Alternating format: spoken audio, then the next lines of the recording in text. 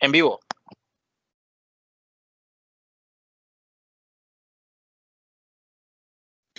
Bueno, muy buenas tardes. Damos inicio hoy a otra actividad académica en el marco de esta serie de webinar, tópicos de interés en cardiología. Seguimos trabajando enfocados en la pandemia de COVID-19, que es lo que nos va a tener reunidos este y el siguiente mes. Al final de esta presentación vamos a tener incluido el programa académico del siguiente mes para que ustedes puedan agendarse. Les recuerdo, las actividades académicas son los miércoles a las 6 de la tarde. Tenemos un espacio más o menos de media hora. Afortunadamente hemos podido extendernos un poco más debido a la gran participación de ustedes con preguntas. Dos puntos muy importantes antes de empezar con la conferencia. La asistencia a esta actividad durante el en vivo incluye un certificado de asistencia virtual para que ustedes puedan acreditar el tiempo académico, y las preguntas que se hagan durante toda la actividad académica en el en vivo van a ser respondidas, las que alcancemos, por un grupo de especialistas liderados en esta oportunidad por el conferencista, y la totalidad de las preguntas, las que estén resueltas en la actividad académica, y las que no se alcancen a responder, las recibirán ustedes resueltas por este grupo de especialistas en sus correos electrónicos al finalizar la semana. Sin más información al respecto, damos inicio a la actividad del día de hoy, que es ecocardiografía durante la pandemia, a cargo del doctor Carlos Vesga, quien es internista, cardiólogo y ecocardiografista de la Fundación Valle de Lili. Doctor Vesga, bienvenido y gracias por su participación.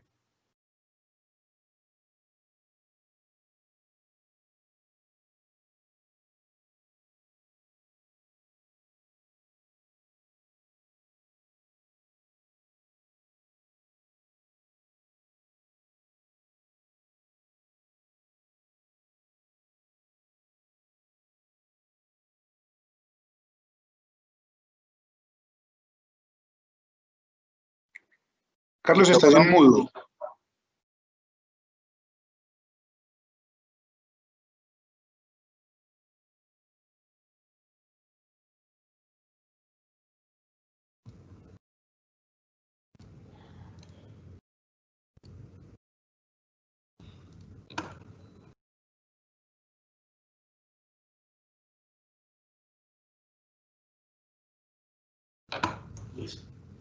Buenas tardes, muchas gracias al doctor Juan Esteban por la invitación a la presentación de este webinar de ecocardiografía durante la pandemia del COVID-19. Gracias a todos los asistentes por estar conectados semana tras semana. Esperamos que sigan participando para ir agrandando este grupo académico y poder ir ayudando a solucionar incógnitas académicas entre todos.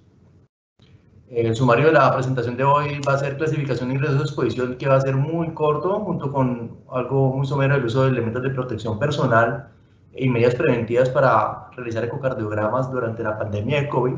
Vamos a hablar en diferentes escenarios clínicos en donde vamos a tratar de centrarnos un poco más, especialmente cuáles son los criterios de pertinencia, cuáles son los hallazgos más comunes en ecocardiografía en COVID, las modalidades de focus y ecocardiograma en cuidado crítico, la modalidad de ecocardiograma transesofágico en pacientes con COVID confirmado, ecocardiografía durante la ventilación en decúbito prono, y vamos a hacer una finalización con estudiar el protocolo de reapertura de los servicios después del confinamiento obligatorio que se ha dado en la mayoría de países del mundo, especialmente en Latinoamérica, que nos llegó un poco después la epidemia que Asia y Europa, y nos permitió realizar confinamientos más tempranos y más prolongados que otros países, y ha servido un poco para la fase de mitigación. Datos de ayer, más o menos 2.500.000 personas en el mundo infectados. El panorama de Latinoamérica está con un crecimiento lento, con unos países con mayor representación como Brasil, Perú, Chile y México. Pero otros con un crecimiento más lento, pero lo más posible es que ese crecimiento vaya a seguir una curva con una pendiente diferente, pero la proporción de personas infectadas va a ser al final la misma en muchos países, a no ser que aparezcan, que el virus retroceda de forma natural o que aparezcan vacunas. En Colombia, hasta el día de ayer, 23.000 casos, en los últimos 24 horas, 1.022 casos. La mortalidad ha sido baja hasta ahora. Tenemos 776 casos de muertes y la mayoría de los pacientes se han manejado de forma ambulatoria, solamente el 6.7% hospitalizados y cercano al 1% de los pacientes están en cuidados intensivos. Con respecto a la clasificación de riesgo, en términos generales, los pacientes se pueden clasificar en 3 grandes grupos, que es el riesgo bajo, que son aquellos pacientes o aquellas actividades en salud que no confieren un riesgo importante para el contagio al personal sanitario. Riesgo intermedio, aquellos pacientes que tienen una mayor probabilidad, tengan o no tengan contacto epidemiológico simplemente por la cercanía o el contacto íntimo durante la consulta o el examen que se está realizando. Y de riesgo alto son aquellos pacientes que son sospechosos o confirmados positivos o que no cumplen esos criterios pero van a ser llevados a un procedimiento generador de aerosoles. Y en cardiología, en ecocardiografía tenemos el ecocardiograma transesofágico y el ecoestrés con ejercicio como posibles generadores de aerolización de partículas. Sin embargo, en el momento de la epidemia, que ya estamos en fase de mitigación y no de contención, es difícil definir el grupo de bajo riesgo, especialmente porque durante el ecocardiograma hay un contacto íntimo entre el paciente y el operador, en donde hay una cercanía muy estrecha y además el paciente usualmente se ubica de cúbito lateral izquierdo de frente al operador del ecocardiograma. Y si hay un contacto con el pecho, que es un sitio donde caen partículas de saliva durante la vida normal del paciente. Entonces, por eso consideramos que el riesgo bajo para ecocardiografía no existe y por ende debemos manejar las medidas de protección personal de acuerdo al riesgo intermedio o alto, ejerciendo primero un filtro de pacientes que llevó a una represa de pacientes ambulatorios que al final vamos a ver cómo podemos reiniciar la reapertura. Y las otras estrategias son poner mecanismos de barrera que permitan tener una separación al menos física entre el paciente y el operador del ecocardiograma. Siguiendo las guías de la Sociedad Española y las guías de la Sociedad Americana de Ecocardiografía, pues en el servicio de nuestra institución estamos colocando una película plástica que ustedes pueden ver acá. Ya hay varios servicios de la ciudad y de la región donde lo están haciendo, y ellos proponían también un plástico sobre el equipo. Sin embargo, no pudimos realizarlo porque dificulta mucho la utilización de los botones, especialmente el trackball, y cuando hacíamos la limpieza del equipo antes dificultaba más la limpieza y pensábamos que antes podía ser contraproducente. Uno queda en la posición usual y el brazo queda por debajo de la película plástica. Acaba de notar que como un procedimiento de alto riesgo, todo paciente que sea sometido a ecocardio debe tener al menos un tapabocas quirúrgico normal, y la persona que realiza el ecocardiograma debe tener un tapabocas al menos de protección N95 o un respirador N99 o 100. Gafas de protección, careta, gorro, bata, si es un procedimiento generador de aerosoles o de alto riesgo. Si es de riesgo intermedio, podemos utilizar la careta y el respirador sin bata ni gorro. Igualmente tenemos guantes y con desinfección sistemática de las manos con alcohol glicerinado en cada parte del proceso. Para los pacientes hospitalizados que tienen COVID positivo confirmado, estos pacientes no los estamos haciendo en la unidad de cardiología no invasiva, sino que se hacen todos en modalidad de portátiles. Al menos en la forma en como se ha presentado la epidemia en nuestra región nos ha permitido realizarlo de esta forma. Esperemos que más adelante podamos seguir contando con este aislamiento estricto y no traemos los pacientes y evitamos mover los pacientes dentro de la institución para disminuir el riesgo de contaminación a otro personal sanitario, a otros pacientes o acompañantes de los pacientes. En esos cubículos entramos siempre el operador solo, con todas las medidas de protección, hace el eco siempre evitando entrar otros transductores. Solamente entramos el transductor que vamos a utilizar. La gel la utilizamos en un dispositivo plástico pequeño desechable que se utiliza solo para ese paciente. No utilizamos electrodos para gatillar las imágenes, para evitar los elementos de exposición, y realizamos una desinfección apenas se termina el procedimiento dentro del cubículo de aislamiento, que puede ser con amonio cuaternario, peróxido de hidrógeno, hipoclorito, alcohol. Sin embargo, hay que tener muy claro las disposiciones técnicas de los fabricantes con respecto especialmente al lente del transductor. En las máquinas que tenemos nosotros, las disposiciones de fabricantes que solamente se pueden limpiar con una solución de clorexidina jabón, no con clorexina alcohol ni con otros dispositivos. Entonces, lo que es el lente del transductor lo limpiamos solamente con clorexina jabón. El resto lo estamos limpiando con peróxido de hidrógeno o con amonio cuaternario. Después de que salga de la unidad, se le hace otra segunda limpieza, y cuando llega el equipo a la unidad de cardiología invasiva, se le hace la tercera limpieza exhaustiva. El punto siguiente de la presentación es hablar de cuáles son aquellos hallazgos ecocardiográficos más comunes en pacientes con infección por coronavirus 19, especialmente de aquellos que tienen diestres respiratorios o neumonía, que son aquellos pacientes aquellos pacientes a los cuales le hacemos ecocardiogramas o le piden exámenes complementarios, ya que los otros pacientes que en su mayoría son asintomáticos, pues no requieren ningún otro estudio.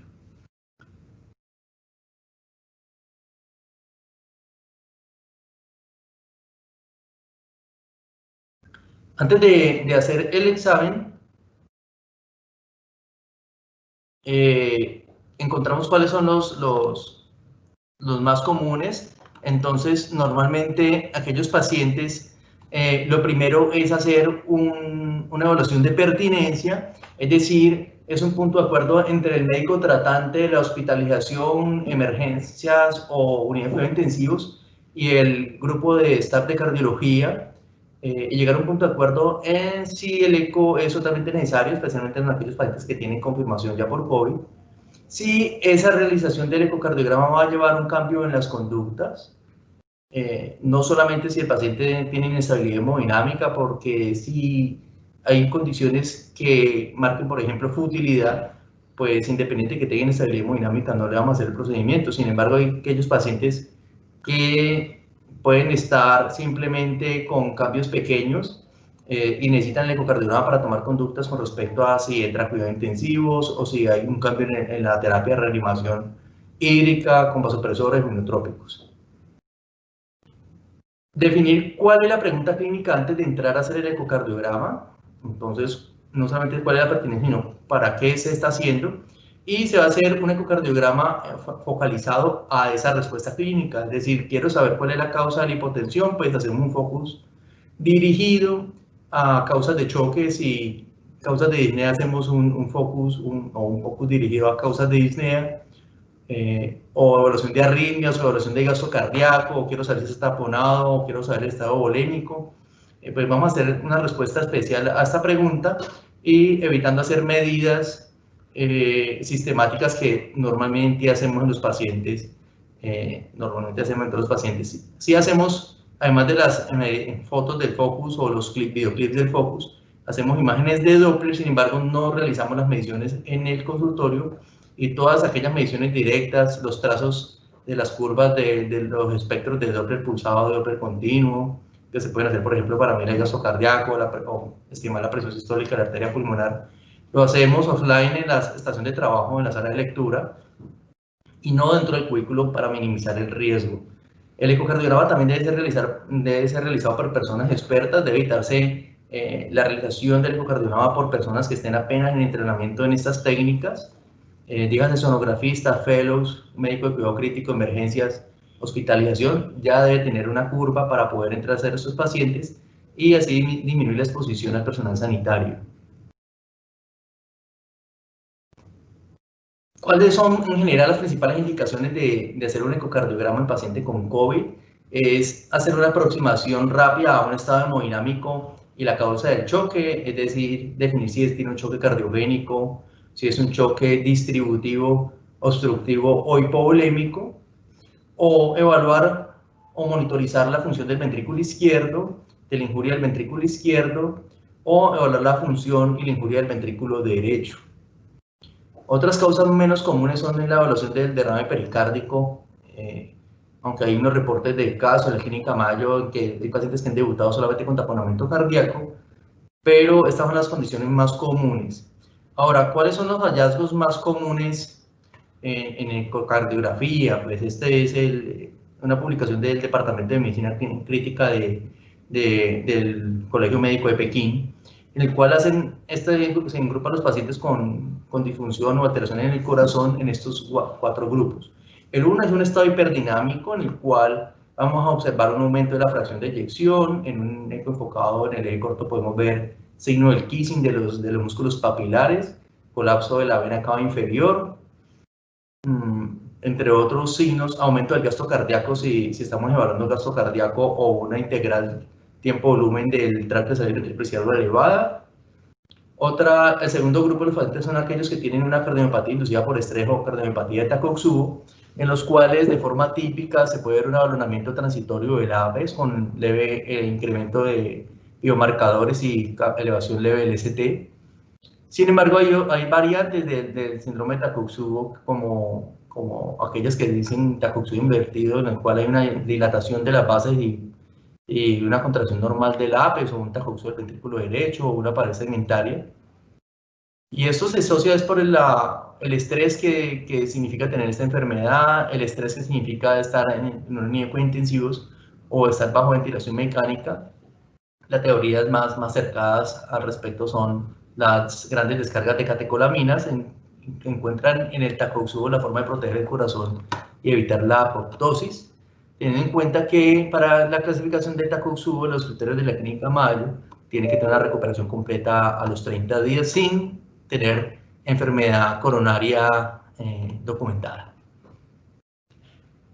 El tercer grupo, que más adelante vamos a ver que creo yo que es el más importante, es aquellos que encontramos disfunción de las cavidades derechas, donde hay dilatación del ventrículo derecho, hipocinesia del ventrículo derecho por hipertensión pulmonar aguda, que es común en diestrias respiratorios, en hipoxemia severa por vasoconstricción pulmonar. Sin embargo, no debemos olvidar que aquellos pacientes con neumonía por COVID o con estados avanzados por COVID generan coagulopatías con estados protrombóticos que favorecen la prevalencia de tromboembolismo pulmonar.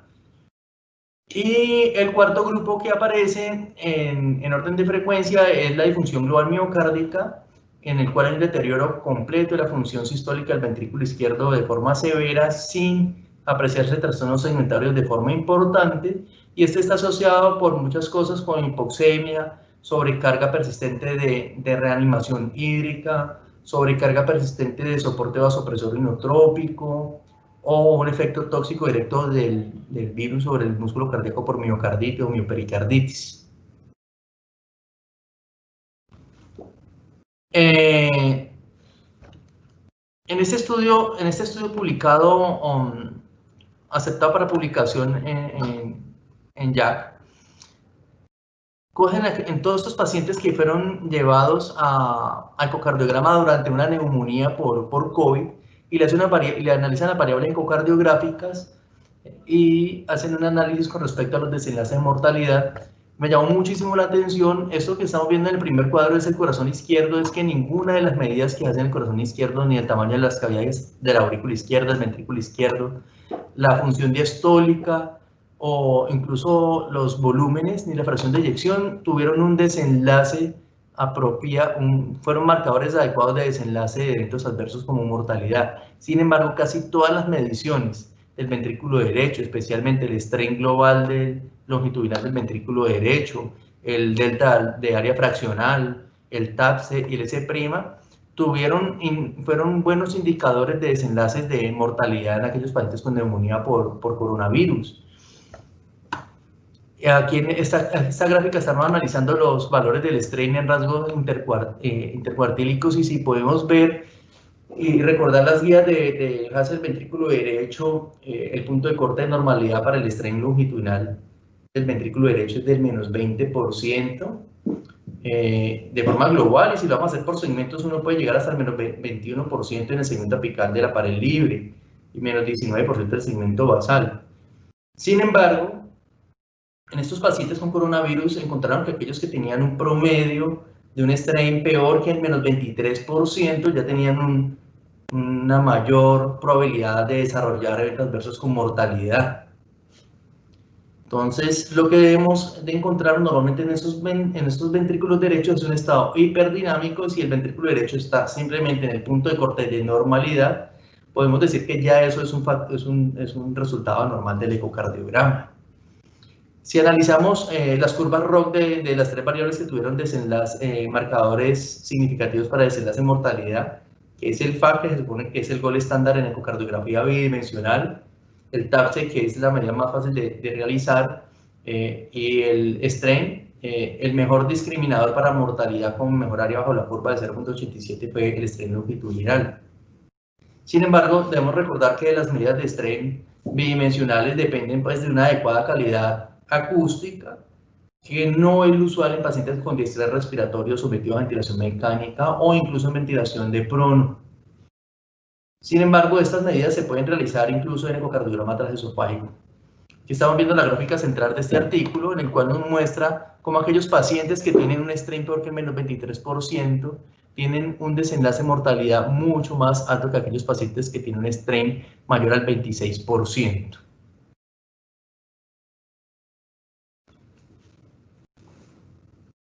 La indicación de hacer ecocardiogramas no es solamente para los cardiólogos ecocardiografistas. La idea es que a partir de enero, que se reporta el primer brote de coronavirus en Estados Unidos, que empezó con Washington, la Universidad de Washington, saca un protocolo de modo enfocado en el paciente que es realizado por cardiólogos y no cardiólogos.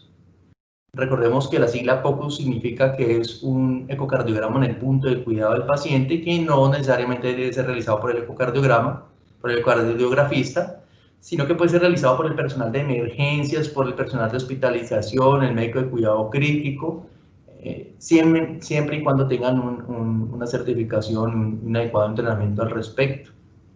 Las modalidades de POCUS son muchas, entre las cuales tenemos el FOCUS, que es un ultrasonido de corazón enfocado a una respuesta clínica puntual, es decir, quiero hacer un focus para causas de choque, un focus para causas de disnea, un focus para causas de dolor torácico. El otro modalidad de focus es el ecocardiograma transesofágico intraparo, como mejor mecanismo de monitoría de una adecuada compresión torácica durante el masaje cardíaco, donde se considera que es adecuado el masaje cardíaco, la fuerza de compresión, si hay al menos un colapso del tracto de salida del ventrículo izquierdo, si no se considera que significa la contracción. El ecocardiograma en cuidado crítico para guía de reanimación, el cual es dinámico, o sea, no es un ecocardiograma que le piden al cardiólogo, vaya si está y da un informe de cómo está la función ventricular o las válvulas, sino que es una ecografía dinámica y continua que se le realiza a los pacientes, que puede ser transtorácica o esofágica, por el personal de cuidado intensivo, y que está enfocado a evaluar si las estrategias de reanimación o las terapias que le están haciendo al paciente generan beneficios o al revés son deleterias, por ejemplo, como encontrar congestión pulmonar, líneas B, durante la reanimación hídrica, y que eso les lleve a limitar el uso de volumen, de expansores de volumen. O decir que están con un paciente con inotrópicos y encuentran una hiperdinamia con una obstrucción dinámica del tracto de salida en un ventrículo con septum sigmoide, y el tratamiento es disminuir el inotrópico. O al revés, encuentran la vena cava inferior colapsada y el tratamiento va a ser montarle más volumen intravascular. Y la otra modalidad de POCUS es la ultrasonografía pulmonar. Entonces, basados en todo esto, la Universidad de Washington nos pone este protocolo del POCUS para COVID, que ha sido uno de los más aceptados y que se está reproduciendo en todo el mundo, entendiendo que es un eco que es realizado por múltiples disciplinas, cardiólogo, cuidado crítico, hospitalización y anestesiólogos, que debe tener grabaciones de los videoclips que se están haciendo para resolver dudas por el grupo del staff de ecocardiografía. Por ejemplo, el intensivista hace unas imágenes de un POCUS COVID y tiene una duda, pues antes de entrar el ecocardiografista a exponérselo otra vez, revisa el video y si tiene dudas, pues va, ahí sí va y lo hace, o muchas veces soluciona solamente con estos videos. Entonces, ¿qué es lo que se hace en un POCUS para COVID según el protocolo de Washington? Tenemos unas imágenes cardíacas, que usualmente son 4, que son las mismas del FOCUS, y unas imágenes pulmonares que son 6, y terminamos con un modo M de la vena cava inferior. Esa es la cabecera del paciente, es portable, el protocolo está hecho para que se realice con equipos de mano, portátiles o incluso con equipos de transductores que se unen alámbrica o de forma inalámbrica al celular, como el Borderfly u otros dispositivos de otros fabricantes. Y están diseñados para hacer diagnóstico y seguimiento de pacientes con neumonía, con síndrome de diestrés respiratorio, de falla cardíaca sistólica o injuria miocárdica. Entonces vamos a ver cómo es el protocolo. La primera parte es el protocolo pulmonar, en donde vamos a hacer 3 mediciones apical, medio pulmonar y ángulo costofrénico o basal de los 2 pulmones. Eso nos da 6 ventanas y se graban los videoclips. Se hace de esta forma. Esta es una proyección de ángulo costofrénico, y lo que uno va a ver, por ejemplo, en esa proyección es que va a ver si está al lado derecho el hígado, si está al lado izquierdo el vaso, el diafragma y el pulmón. Ahora, ¿cuáles son los hallazgos de ecografía pulmonar en estos pacientes? Tenemos 4 hallazgos principales, que son presencia de líneas A, presencia de líneas B, que puede ser B1 o B2, presencia de signos de consolidación y presencia de derrame o efusión. ¿Qué significan cada una? Estas líneas B significa que hay aire, es decir, hay un mecanismo que es un artefacto normal del ecocardiograma que se llama repetición o reverberación por el salto brusco en la densidad entre los tejidos y la pleura que tiene bajo tejido por un contenido aéreo. Esto me dice hay aire y hay una zona de alta reflectancia. Las líneas B me dicen que hay ocupación alveolar, entonces se hacen unas zonas de reverberación lineal o en cola de cometa, que me hacen pensar que hay una congestión hídrica pulmonar que puede ser inflamatoria, intersticial o alveolar. Las zonas de consolidación donde hay una hepatización, mire la diferencia entre la trama normal, la trama de congestión y la trama de hepatización, donde hay una solidificación de la trama pulmonar, está ecodenso y se ven unos puntos brillantes que corresponden al broncograma aéreo. Y que es la efusión, en donde vemos el diafragma líquido, que estamos más acostumbrados nosotros a ver este líquido, parecido como se ve en el esofágico, y el pulmón en este lado con una consolidación acá, una zona de consolidación con unos bordes de congestión. Entonces, este es el protocolo que utilizamos nosotros en la Fundación en Urgencias con el grupo de emergenciólogos para la clasificación del compromiso pulmonar de acuerdo a una numeración. En términos generales estas son las líneas B, que son líneas paralelas, las líneas A, que son líneas paralelas, las líneas verticales son líneas B que están separadas y gruesas. Uno habla de una congestión intersticial o edema intersticial. Cuando estas son muy seguidas y tienden a confluir, son las líneas B2 que hablan de ocupación alveolar o congestión alveolar y los síntomas y los signos de congestión.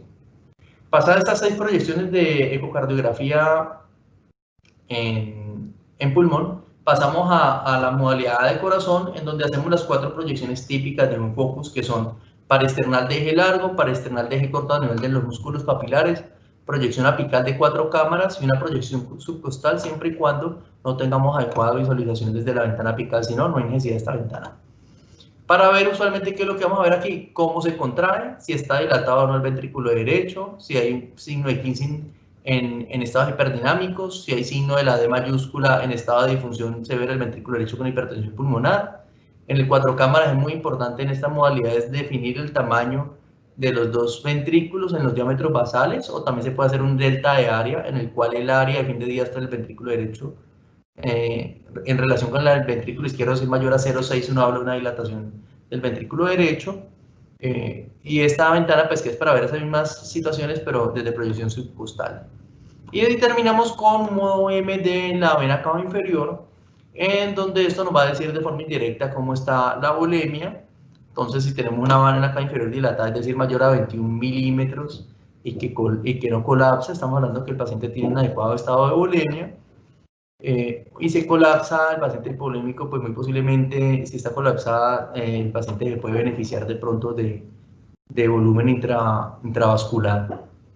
O si, por ejemplo, tenemos una difusión pericárdica y tenemos un adecuado colapso de la vena cava inferior, tiene un muy buen valor predictivo negativo para descartar que el taponamiento es la causa del choque, así tengo un derrame pericárdico. Entonces, con todo esto se hace un enfoque del estado hemodinámico y el compromiso del pulmón en pacientes con COVID, y esto lleva a tomar decisiones si hay una alta probabilidad o no hay alta probabilidad de desarrollar síndrome de estrés respiratorio, si hay por lo menos consolidación o infiltración en los 4 cuadrantes, o hay disfunción del ventrículo derecho, que ya vimos que es el marcador que más nos predice descompensaciones y mortalidad, o si hay cambios que podemos hacer en la reanimación. Sin embargo, por estos pacientes tener tan mala ventana acústica y muchas veces estar en posición de prono, el ecocardiograma transtorácico no es siempre factible. De hecho, muchos pacientes están en decúbito supino y no se ve nada. Entonces, ahí es cuando entra el ecocardiograma transesofágico como una herramienta a la cual le tenemos muchísimo miedo, porque es un procedimiento generador de aerosoles. Sin embargo, no es una contraindicación para realizarlo, porque aquellos pacientes, hay muchos pacientes en cuidado crítico que se benefician del cambio de conductas derivadas de un ecocardiograma transesofágico, como cuáles, aquellos pacientes que tienen indicación de evaluar el estado de la función ventricular o el estado hemodinámico y que no tienen ventana transtorácica. Eso ya per se es una indicación de hacer un esofágico en un paciente con COVID. O para pacientes que necesitan una guía de reanimación intraparo para los sitios que tienen esta modalidad de monitoría durante la compresión torácica para evaluar que hay un adecuado colapso del tracto de salida del ventrículo izquierdo con la compresión torácica. O para aquellos pacientes que están en ventilación de prono, el ecocardiograma transesofágico es el estándar. Cuando los pacientes van empeorando y necesitan un soporte de circulación extracorpórea o de intercambiador de oxígeno tipo ECMO, el ecocardiograma transesofágico es lo ideal en estos pacientes. En nuestra institución ya hace varios años no hacemos canulación guiada por fluoroscopia, y no solamente hacemos guiada por ecocardiograma transesofágico, algunos pacientes por transtorácico.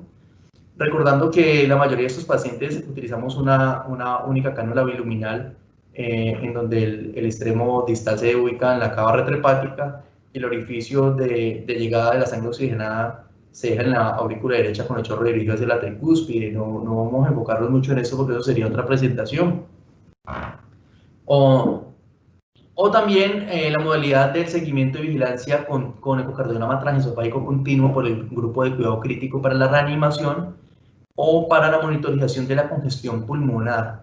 Tengo unas fotos que salieron en este artículo del JACE del 23 de mayo, en el cual vemos, por ejemplo, este caso que es un eco esofágico intraparo para guía de reanimación, en que observan que hay una marcada dilatación del ventrículo derecho, un colapso del ventrículo izquierdo, y además de eso hay un trombo en curso, y explica que la dilatación de ese ventrículo derecho, más que una SRA, es que el paciente está cursando con un tromboembolismo pulmonar, y esto podría llevar a cambios en la conducta, por ejemplo, como una trombolisis intraparo.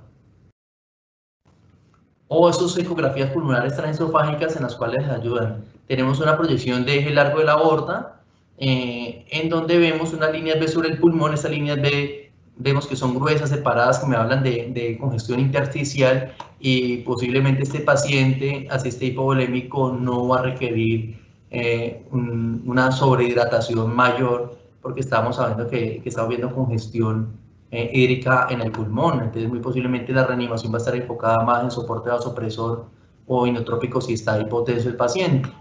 En la figura 2B y 2C vemos zonas de consolidación y hepatización. Esto parece un hígado, igual acá, y estos punticos blancos pequeños son broncograma aéreo. Y en esta pues vemos que hay un derrame pleural izquierdo. Es una proyección de eje corto de la aorta que usualmente vemos al terminar el ecocardiograma transesofágico, donde nosotros rotamos la sonda para una vista posterior, y vemos si hay derrame pleural o no. Y aquí se ve el derrame pleural con una consolidación subpleural del pulmón a este nivel.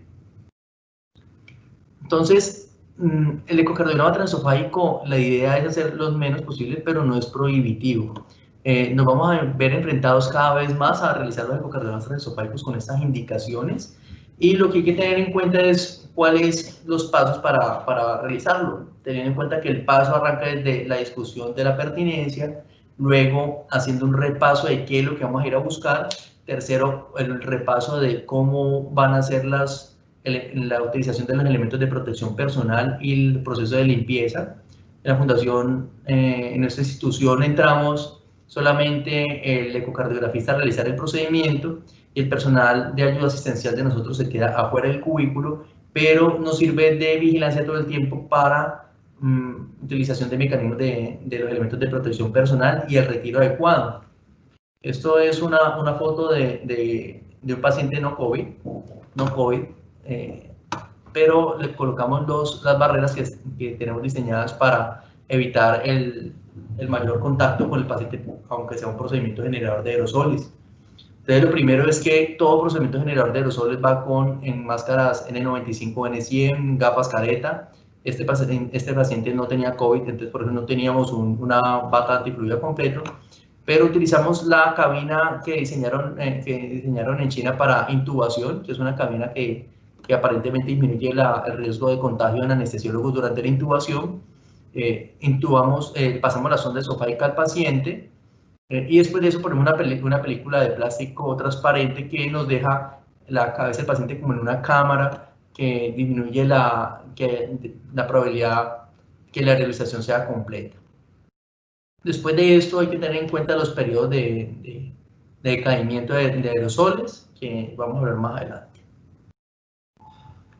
Ahora, el ecocardiograma transesofágico, ya vemos que es la modalidad ideal en pacientes en pronación, y que la pronación es muy común en pacientes que tienen COVID y que tienen distrés respiratorio. Sin embargo, pues la idea es disminuir el número de ecocardiogramas transesofágicos. Sin embargo, hasta hace poco tiempo todos los pacientes que necesitaran un ecocardiograma de esa posición prono le hacíamos ecocardiograma transesofágico, hasta que el doctor Ugalde en Chile nos hizo esta publicación en el Intensive Care Medicine, de una imagen de cómo se obtiene una posición de 4 cámaras en posición de decúbito. Aquí tenemos el paciente, cómo se ubica, se llama posición del nadador. El brazo izquierdo se pone por arriba de la cabeza con una almohada al menos 10 centímetros de grosor por debajo del brazo, y el paciente queda en decúbito prono con una ligera inclinación. El corazón se pega muy bien a la reja costal, incluso en pacientes ventilados es buena la ventana, y aquí estamos haciendo una proyección de 4 cámaras. Uno queda al revés de la posición usual, entonces uno se hace al lado derecho de la camilla, que corresponde al lado izquierdo del paciente, y mirando hacia los pies. Nosotros el ecocardiograma en nuestra institución lo hacemos siempre con la mano izquierda, evitando abrazar al paciente para disminuir el contacto, y en esta proyección y de esta forma con la técnica del doctor Ugalde, de que la posición del nadador nos permite hacer 4 cámaras con tilting. Podemos hacer una proyección de 5 cámaras, el Doppler espectral del tracto de salida, el tracto de entrada, tricúspide, comparación del ventrículo derecho y el izquierdo, e incluso en pacientes con mejor ventana acústica podemos hacer una proyección de 2 cámaras y 3 cámaras. Entonces, la pregunta es, bueno, ¿qué tan factible es realizar esto en posición de prono? Porque la foto que está puesta del video en esa publicación del Intensive Care Medicine es una foto de una calidad que le permite, si acaso, uno saber cómo es la función biventricular, pero uno quedaría con dudas al respecto. Nosotros hemos probado la técnica y nos ha ido muy bien. Sin embargo, en el hospital Ignacio Chávez en México, el doctor Santos Martínez hace este trabajo muy bonito que arrancó de forma coincidencial un año antes de la epidemia, de la pandemia actual. Arrancó en el 2018 y logró reclutar 50 pacientes de forma consecutiva que fueron sometidos a ventilación mecánica en prono, y comparó las medidas del ventrículo derecho realizadas en supino y realizadas en prono, y luego con un tercer evaluador otra vez en supino, y nos hizo un análisis de factibilidad. ¿Qué es lo interesante de esto? Que a pesar que estos pacientes tienen mala ventana acústica, en posición supino, a todos los 50 le lograron realizar medidas de TAPSE, S', o sea, el pico sistólico del anillo tricuspidio, el delta de área fraccional, que es el FAC, y solo el 70% le pudieron medir de forma adecuada la presión sistólica de la arteria pulmonar. Pero ¿qué pasó con estos pacientes cuando los colocaron en posición supina, en posición de prono? Igual al 100% le pudieron hacer el TAPSE, al 100% le pudieron hacer el pico sistólico, al 88% le pudieron hacer un FAC, e incluso fueron más los pacientes que le pudieron medir la presión sistólica de la arteria pulmonar en posición de prono, ya que el corazón se acerca a la reja costal y permite la visualización. Es decir, este estudio del Hospital Ignacio Chávez nos da claridad que es totalmente factible realizar de forma secuencial y sucesiva los pacientes en posición de prono con muy buena capacidad de ver las medidas del ventrículo derecho y la proyección de 4 cámaras. Y creo que con eso, por lo general, uno puede resolver la mayoría de preguntas que requiere resolver en un ecocardiograma enfocado al paciente inestable. Me llamó muchísimo la atención es que, además de ser factible, ellos encontraron, aunque no era un objetivo del estudio, que las medidas ecocardiográficas que corresponden a la contracción del ventrículo derecho mejoraron todos durante la posición de prono y luego retornaron al valor basal cuando el paciente vuelve y se pone en supino. Por ejemplo, el promedio del TAP se fue del 19.7% y sube al 21.6%, el S13.5 sube al 15%, el FAC 42% y sube al 45%, y retornaron de nuevo a su valor inicial cuando el paciente vuelve y se pone en supino, siendo esto como otro punto a favor para una programación temprana de los pacientes. Sin embargo, estos estudios que hemos hablado de los dos, el realizado en Chile y el de los mexicanos, no son en pacientes COVID, en pacientes con COVID, en los cuales juegan otros roles como el colapso del sistema hospitalario, el estrés, la carga laboral, el cansancio, la infección del personal sanitario con personas menos entrenadas a cargo de los pacientes, son factores importantes y que debemos tener en cuenta. Entonces tenemos esta publicación de Milán, que fue uno de los sitios en donde más se infectó personal sanitario. Acordamos la publicación de Lancet, que nos habla de que el 20% del personal sanitario de Milán se contagió con COVID. Y en estas situaciones de todo estrés, caos y colapso hospitalario, ellos hacen esta publicación de una serie de 8 pacientes en los cuales, sin obtener la posición del nadador, o sea, sin moverle el brazo, sin ponerle la almohada, lograron obtener una proyección de 4 cámaras con la cual solucionaron la mayoría de incógnitas. Un solo paciente no lograron hacer la proyección. Cabe notar que ese paciente tenía 60 índice de masa corporal, tenía una obesidad extrema que dificulta cualquier evaluación. Espero que con esto hayamos tenido los tópicos especiales o hayamos resolvido muchas dudas acerca de los diferentes abordajes clínicos de los pacientes en neumonía por COVID. Y vamos a terminar con el protocolo de reapertura de los servicios. El confinamiento obligatorio no puede ser indefinido y en nuestra región la economía no da para persistir en esto, por eso así estemos en crecimiento completo. La pandemia logró disminuir la pendiente con el confinamiento, pero los diferentes gobiernos y regiones han tenido que ir haciendo un desconfinamiento progresivo del aislamiento social. Entonces, esto lleva a que haya pacientes también represados para realizar los exámenes y tenemos que tener en cuenta que estos laboratorios de ecocardiografía se van a tener que ir abriendo de forma paulatina, de una forma organizada, que dependen de cómo es la epidemiología local, cuáles son los recursos de la institución donde está cada uno, cómo está compuesto el staff de cardiología y si están sanos o se han enfermado, el número de casos nuevos y la disponibilidad de los elementos de protección personal, que en caso de que estén limitados, pues no se van a utilizar para pacientes ambulatorios.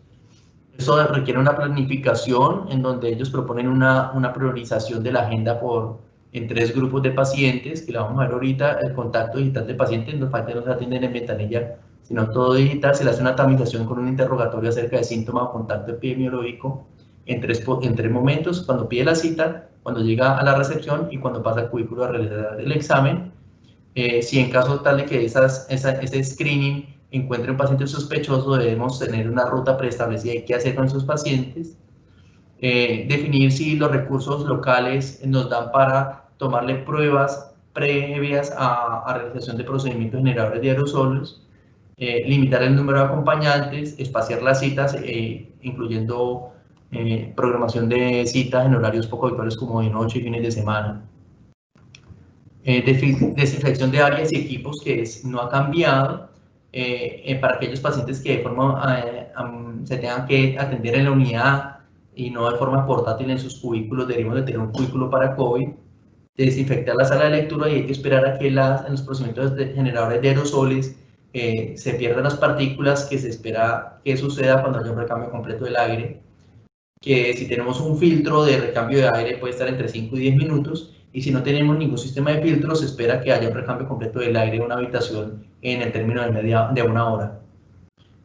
No utilizar sala de espera, incluso la guía de Jace de esta semana propone que los pacientes esperen encerrados en su carro y que sean contactados telefónicamente ya arriba de la unidad, que ya no va a pasar a la sala de procedimiento. Y es muy importante manejar el estrés del staff y de todo el grupo que está trabajando, desde la recepcionista al personal de enfermería, de sonografía y el personal de cardiología, que en la medida en que se sientan poco protegidos van a estar más estresados y necesitan mecanismos que disminuyan ese estrés y promuevan la resiliencia. Por ejemplo, en nuestra institución, en las salas donde atienden los pacientes de COVID, hacen psicoterapia grupal. En nuestra unidad no está dedicada a COVID, pero tenemos unos espacios que llaman momentos sinceros, en los cuales hay un acompañamiento entre dos compañeros que, además de apoyarse de forma emocional, sirven como guía de vigilancia en la adecuada implementación del uso de los elementos de protección personal. Este es el protocolo de implementación para desatrás de los pacientes represados ambulatorios. Lo primero es aquellos pacientes que tengan signos de inestabilidad de una enfermedad nueva o crónica, que necesitan un control de un procedimiento reciente, por ejemplo, necesitan una evaluación prioritaria de un gradiente de una válvula recién puesta, o evaluación de seguridad de tratamientos, como necesitan definir si quieren iniciar una quimioterapia por un cáncer de mama, entonces quieren saber cómo está la función ventricular antes, o un prequirúrgico para una cirugía urgente. Después de que se hayan atendido a sus pacientes, sigue el segundo nivel, en los cuales tenemos aquellos pacientes con enfermedades cardiovasculares estables que requieren un monitoreo, por ejemplo, la valvulopatía crónica o la prótesis que necesita seguimiento, monitoreo de terapia, o sea que el paciente que ya está, por ejemplo, en quimioterapia y requiere saber qué va pasando si no tiene toxicidad, o aquel paciente al cual se le puso un dispositivo como un resincronizador y quieren ver si ha mejorado con el resincronizador la función ventricular, y aquellos prequirúrgicos de cirugía no urgente. Y de último se van a dejar aquellos pacientes que son de rutina para el control de enfermedades crónicas estables, por ejemplo, la búsqueda sistemática de hipertrofia ventricular en un paciente hipertenso controlado. La última pregunta, que creo que fue la que más difícil me quedó de estudiar, es ¿cuándo podemos atender a aquellos pacientes que han tenido COVID previamente? Lo más importante es que tiene que ser un acuerdo programado y establecido por un protocolo institucional de cada uno, apoyado por el grupo de infectología del comité de infecciones. En nuestra institución, todo paciente que ha tenido COVID se le hacen pruebas de PCR seriadas hasta que salga negativo para poderle desconfinar. Una vez la PCR salga negativa, se le puede hacer el procedimiento con el aislamiento estándar. Hay que tener en cuenta que la PCR mide las partículas genómicas del virus, y eso no quiere decir que el virus esté viable, simplemente que hay partículas del virus y que puede estar incluso después de haber pasado la enfermedad. Entonces, hay pacientes que ya no están enfermos y persisten con la PCR positiva hasta 6 semanas. Aquellos pacientes que después del 14 día del inicio de los síntomas persisten con una PCR positiva, le podemos hacer una IgG para coronavirus, y si ella está positiva, eso se relaciona que el paciente ya no tiene capacidad de infectar a otras personas y lo podremos atender así la PCR si tiene una persistencia positiva. Y hay otra cosa que hay que pensar, es que hay pacientes con COVID positivo que están con la enfermedad activa, que están en el periodo infectante y que son atendidos de forma ambulatoria y no se quieren hospitalizar para no colapsar los servicios hospitalarios, y que muy posiblemente le pueden pedir exámenes si han tenido síntomas nuevos, y vamos a tener que vernos enfrentados a realizar pacientes infectantes de COVID de forma ambulatoria, para lo cual tenemos que establecer rutas de trabajo en la unidad y disponer de un espacio físico para atender al paciente con COVID. Muchísimas gracias por acompañarme. Espero que haya podido ser de utilidad para ustedes esta presentación, y vamos a pasar a la sesión de preguntas. Muchas gracias. Juan Esteban. Bueno, muy bien, doctor. Muchísimas gracias. Excelente conferencia. Teniendo en cuenta lo importante del tema, la idea es empezar con la parte de preguntas. La idea es que ya desbloqueé la presentación, y la primera pregunta la hace la doctora Llamas desde Medellín, a quien le mandamos, por cierto, un saludo, y es si en esta pandemia están haciendo ecoestrés de ejercicio, y si es así, ¿cómo lo estamos haciendo? Hola, doctora. Nosotros en nuestra institución no lo estamos haciendo. lo que encontré es que sin evidencia, como todo lo que hemos hablado, sin evidencias sólidas, basados en el concepto lógico, nos dice que el ecocardiograma de estrés o el ejercicio en banda es un procedimiento generador de aerosoles, pero además de eso el ecoestrés, además de generar el aerosol, vamos a quedar pegados a la boca del paciente. Entonces la recomendación de las guías, y es lo que estamos haciendo nosotros, es evitar hacer ecocardiogramas de estrés. Nosotros estamos haciendo solamente ecocardiogramas de estrés farmacológicos, e incluso en nuestro país en este momento hay limitación en conseguir aminofilina, y por eso tampoco estamos haciendo ecocardiogramas de estrés con dipridamol, sino solamente con dobutamina. O la otra opción es, si tiene un paciente con marcapasos, podría hacerse por estimulación de marcapasos, pero no lo estamos haciendo con estrés con ejercicio. Las pruebas después no sí las hacemos porque se utilizan todas las medidas de protección personal para generadores de aerosoles, no hay una cercanía tan importante, y lo que es importante es, después de terminar el procedimiento, la sala queda en aislamiento para el decaimiento durante 1 hora. Carlos, la idea es que para las preguntas que faltan, son preguntas complejas, respuestas cortas en la medida de lo posible. Perfecto. Esto estuvo incluido en la parte de la presentación, no sé si hay algo como para complementar. Pregunta Frank Jean Luis, ¿cuál sería el protocolo a seguir para realizar un ecocardiograma en un paciente COVID-19? Si hay algo para complementar ahí. Pues la idea es siempre preguntar la pertinencia, luego